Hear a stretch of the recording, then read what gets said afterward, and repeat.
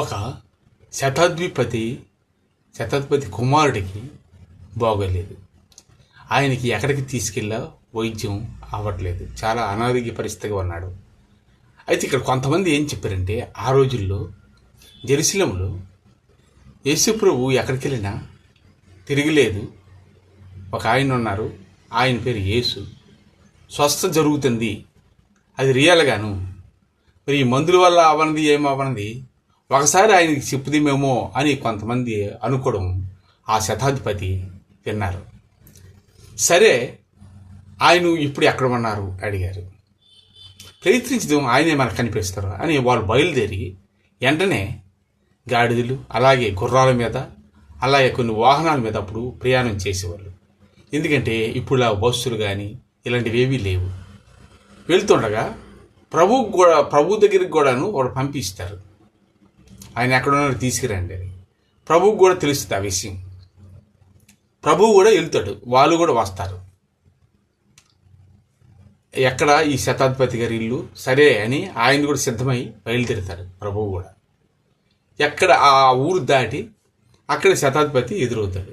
అయ్యా యేసు, నువ్వు స్వస్థపరచగల దేవుడు అని తెలిసింది మాకు.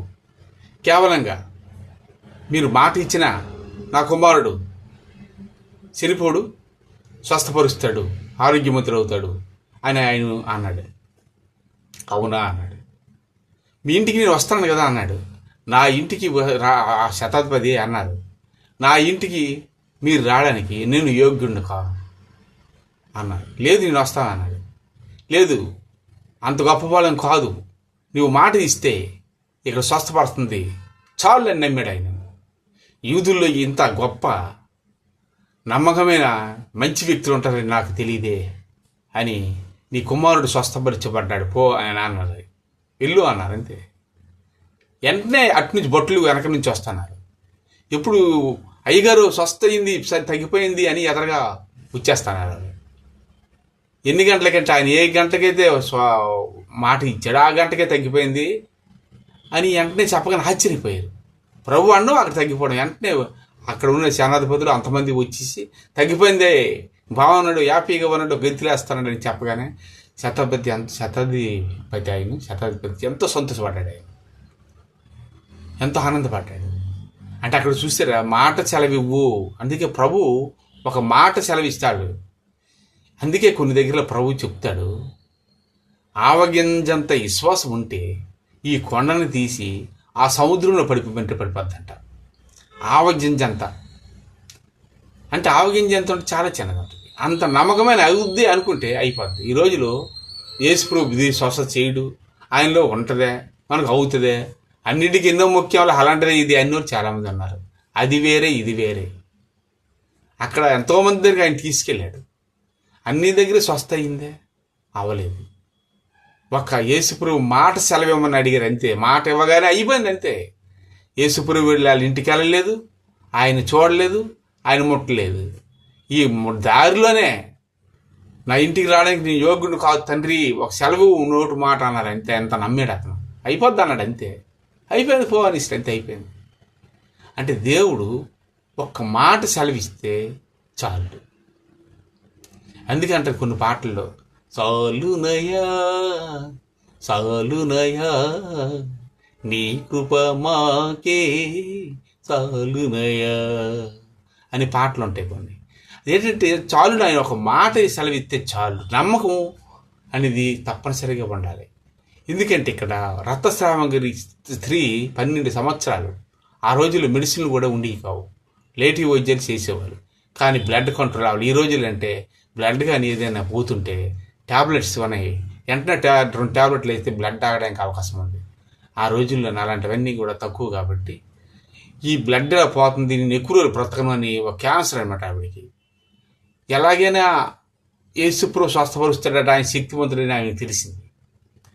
తెలిసినప్పుడు అలా బయలుదేరి వెళ్తుండగా కొంతమంది యేసు స్వస్థపరుస్తాడు, ఆయనే దేవుడు, ఆయన శక్తివంతుడు, ఆయన నిజంగాను ఆయన మాట ఇస్తే వాళ్ళు, ఆయన ఎక్కడ అని చాలామంది వెళ్ళటం ఈవిడ చూసింది. 12 సంవత్సరాల గల రక్తస్రావం గల స్త్రీ ఆమె చూసి అక్కడ నుంచి ఆవిడ చూస్తే అక్కడికి వెళ్ళగానే కొన్ని వేలు జనాలు కనిపిస్తున్నారు అక్కడ. ఆవిడికి ఆరోగ్య పరిస్థితి బాగోలేదు. అయితే ఎలా వెళ్ళడం?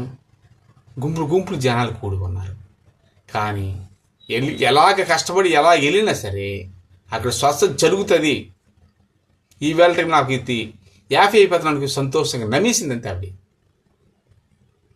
అందుకన్నాను కదా, ఆవగింజంత విశ్వాసం ఉంటే ఈ కొండను తీసి ఆ సముద్రంలో పడిపోమంటే పడిపోద్దనిసింది. ప్రభువుని నమ్మరు చాలామంది.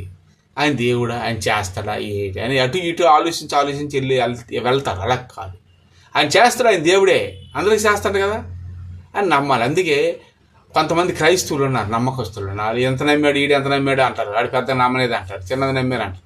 పెద్దది చిన్నది నమ్మడము కాదు, అక్కడ దేవునికి హృదయం తెలుసు. ఎంత నమ్మినా యేసుప్రభు స్వస్థపరుస్తాడు, ఇది గ్యారంటీ అన్నాడు అనేసరికి స్వస్థ అయిపోద్ది. అయితే ఈ స్త్రీ అక్కడి నుంచి ఆ జనాలను చూసి విశ్వాసంతోనూ ఎండట్లో ఈ బాడీలో శక్తి లేదు అయినప్పుడు కూడాను ఆవిడ అలాగా వెళ్తుంటూ ఆ జనాలు తప్పించుకుంటూ వెళ్ళి యేసుప్రభు ఎలాగైనా ఈవేళ స్వస్థపరుస్తాడు ఆయన ముందుకెళ్ళింది. అలాగా వెళ్ళి ఆ జనాలు తోసుకుంటూ సైడ్ అలా చేసుకుంటూ కష్టపడుతూ ఆమె ముందుకి సాగింది. సాగగానే ప్రభువుని పిలవడానికి ఇంక భయం. ఎందుకంటే అంతమంది చెప్పారు ఆయన శక్తిమంతుడు, ఆయన సామాన్యుడు కాదు, పరిశుద్ధుడు, ఆయన మాట ఇచ్చాళ్ళు స్వస్థవుద్ది అని. అప్పటికే చాలా జనాలకి చాలా ప్రాంతాల్లో యేసుప్రభు అంటే చాలా నమ్మకం వచ్చింది. ఆయన ఎక్కడుంటే అక్కడ గుంపులు కింద జనాలు కూడడం వల్ల ఈమె కూడా కొంత భయం అనిపించింది. సరే ఆ వస్త్ర సింగు పట్టుకుందాం అని జనాలకు దూరి చెయ్యి చాపి ఆయన ఒక అంగీ ఉంటుంది కదా, ఆ అంగీ ఇలా పట్టుకుంది, ముట్టిందంతే. కుమారి ధైర్యంగుండు, నీ విశ్వాసం నీ స్వస్థపరిచిందని యేసుప్రభువుల చెయ్యి ఊపాడు. అటు చూసుకుంటే కుమారి ధైర్యంగుండు అని ఆయనకి తెలుసు కదా, ఎవరు ఎంత శ్రమ పడుతున్నారు, ఎక్కడి నుంచి వస్తున్నారు, ఎవరికి ఎంత విశ్వాసం ఉంది అన్నీ దేవుడికి తెలుసు. దేవుడు ముఖం తిప్పి రచ్చుకోవడం అవసరం లేదు. ఎందుకంటే హృదయాల్ని పరీక్షించిన వాడు ఎవరు అంటే దేవుడు. మన హృదయ వాంఛలు కూడాను కొన్ని తీర్చేవాడు దేవుడు. మన ఆలోచనను మనం తల్లి గర్భమున నేను పుట్టకముందే నా గురించి నీకు తెలుసు అని దావీదుకి భక్తుడు కీర్తించి చెప్తున్నామంటాడు. అంటే మనం పుట్టకముందే దేవునికి మనం ఏమి విధేయతలు ఉంటామో లేకపోతే ఎలాగుంటామో మన ప్రణాళిక ఏమిటో దేవునికి తెలుసు. ఎందుకంటే అది చాలామంది అబ్రహాం గారు ఉన్నారు. అబ్రహాం గారిని దేవుడు ఏర్పాటు చేసుకున్నారు, మోసే గారిని కూడా అన్నారు. వాళ్ళు పుట్టకముందే వీళ్ళు దేవుని ఏర్పాటులో ఉంటారు. యోహాను గారు, అదే ప్రవక్త అయిన యోహాను గారు, మారుమనసు బాప్తిసం ఇచ్చిన వాళ్ళు, ఇలాంటి అందరూ దేవుని ఒక ప్రవక్తలు. వీళ్ళందరూ దేవుని చిత్తం వాళ్ళు వాళ్ళు పుట్టకముందే దేవుడికి తెలుసు. దేవుడు సృష్టిస్తాడు కొన్ని. దేవుడికి మన హృదయం తెలియదు, మనం స్వస్థపరుచలేవు, చాలా కష్టపడిపోతాను, ఇది నిజమా లేదా అనుకోకూడదు. అలాగే శతాధిపతి కూడా కొత్త, ఆయనకి తెలియదు ఈయన ఎవరో, కానీ అంతమంది చెప్పింది విన్నాడు. ఆయన స్వస్థపరచగలడు, నేను ఎన్నో దగ్గర తిరిగాను, నా కుమారుడు ఎన్నో ఇబ్బందులు పడుతున్నాడు, నాకు ఒక్క కుమారుడు, ఇది ఎలాగా ఎన్నో రకాలుగా ఆయన ఆలోచించి సతమతం అవుతున్న టైం అప్పుడు ఎవరో యేసుప్రభు గురించి చెప్పారు. వెంటనే గుర్రాలు వేసుకొని అంతమంది సైన్యంతో ఆయన బయలుదేరాడు. ప్రభువుకు కూడా ఇంత ముందే ఎవరో చెప్పారు ఆయన దగ్గరికి వెళ్ళాలండి, మీరు స్వస్థపరచండి, చాలా మంచివారు. సరే ఆయన కూడా వస్తాడు, మీ ఇంటికి వస్తానంటే నా ఇంటికి వచ్చిన వాడికి నేను ఏమాత్రం యోగ్యుడినయ్యా, మాట ఇవ్వండి చాలయ్యా అన్నాడు. ఆయన తగ్గిపోయింది ఒళ్ళు అనేసరికి వెంటనే తగ్గిపోయింది.